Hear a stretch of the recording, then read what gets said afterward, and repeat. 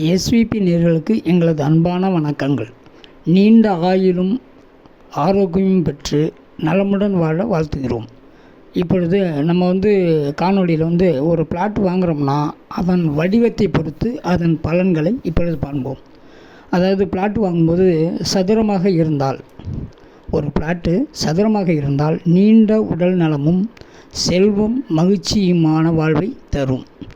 சதுரமாக இருந்தால், அதே நீண்ட சதுர பிளாட்டாக இருந்தால் அனைத்து நலன்களும் பெறுவார்கள் என்பது ஐதீகம்.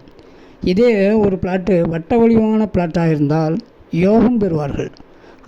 அந்த வட்ட வடிவமான பிளாட்டில் அதிக அதிர்ஷ்டங்களையும் யோகத்தையும் பெறுவார்கள்.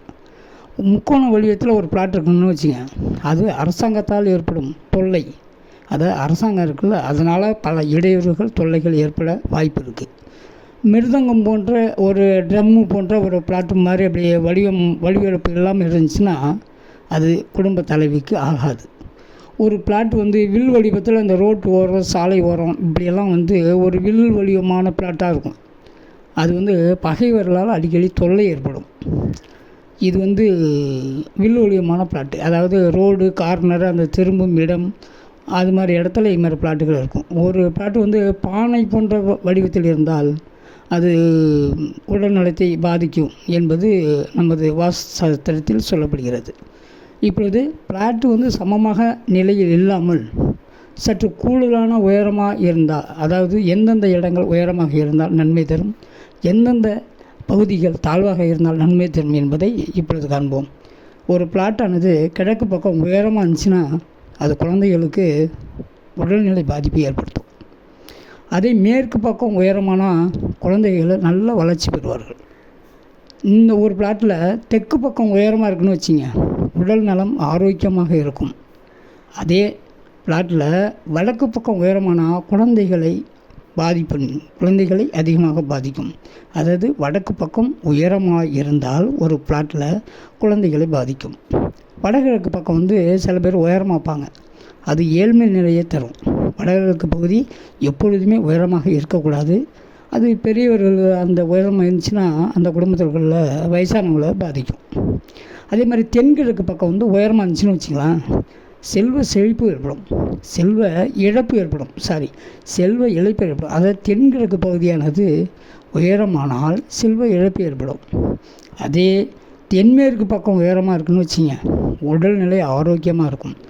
முக்கியமாக ஒரு பிளாட்டில் தென்மேற்கு பக்கம் தான் உயரத்தில் அதிகமாக இருக்க வேண்டும். வடமேற்கு பக்கம் உயரமாக இருந்துச்சுன்னு வச்சுக்கலாம், செல்வம் தானாக தேடி வரும், வசதி வாய்ப்பு பெருகும்.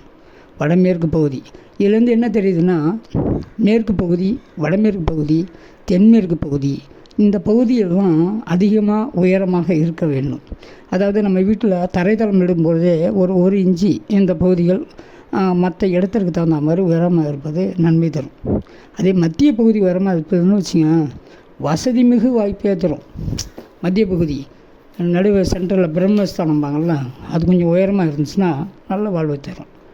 சில பிளாட்டில் வீட்டில் தாழ்வாக இருந்தால் அது எந்தெந்த பகுதி தாழ்வாக இருந்தால் என்னென்ன பலன்களை தரும் என்பதை பார்த்துக்குவோம். கிழக்கு தாழ்வாக இருந்தால் உடல்நல நல்ல செல்வ நிலைப்பை தரும்.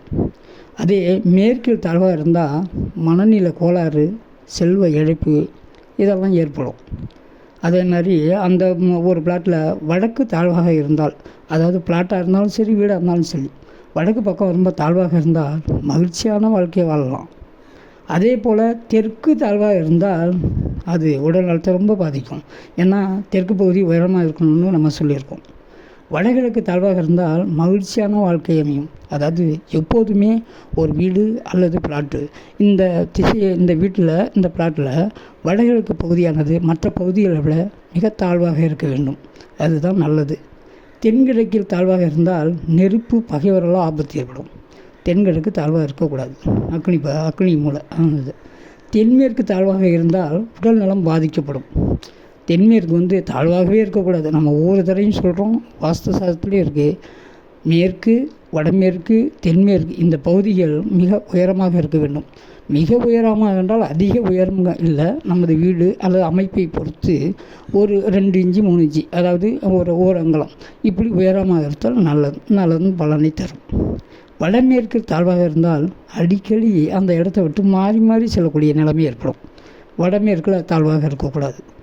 மத்திய பாகத்தில் தாழ்வாக இருந்தால் பல தொல்லை ஏற்படும். அதாவது மத்திய பாகம் அந்த பிரம்மஸ்தானம் தாங்கள்ல, அது மாதிரி பகுதியில் தாழ்வாக இருந்தால் பல தொல்லைகள் ஏற்படும். முன்னாடி ஆதி காலத்து வீட்டில் அந்த மத்திய பகுதி அல்லது ஓரமாக இருக்க திறந்த வழி அமைப்பாக இருக்கணும்னு முற்றம் வைப்பார்கள். அது தாழ்வாக இருக்கக்கூடும். இதுதான் வாஸ்து சாஸ்திரத்தின் குறிக்கோளாக இன்னும் பல நல்ல விஷயங்களை தெரிந்து கொள்வதற்கு நமது எஸ்விபி சேனலை லைக் பண்ணுங்கள், ஷேர் பண்ணுங்கள், சப்ஸ்கிரைப் பண்ணுங்கள். நன்றி, வணக்கம்.